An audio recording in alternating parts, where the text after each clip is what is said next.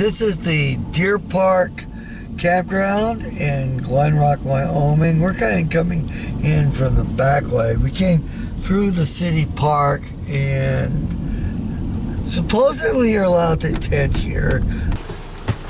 Okay, just confirmed that tenting is allowed here.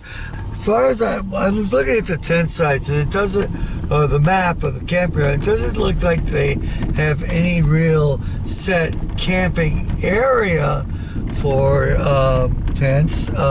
Price currently in 2023 is $42. So I'm pretty sure it's just, kind of camp on the outside if you have a tent. And it's slightly more for the electric sites. It was like $55, so you're definitely not getting a bargain here. And the other thing is, as you can see, a lot of these sites are dirt.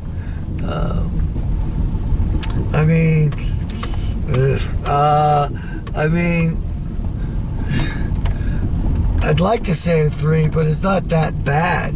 And honestly, if you look over there, you have a really new shower house and shower building, right in the middle. As much as I'd like to give it a 3, I need to give this a 4 and just say it's average, but not really a little bit below average.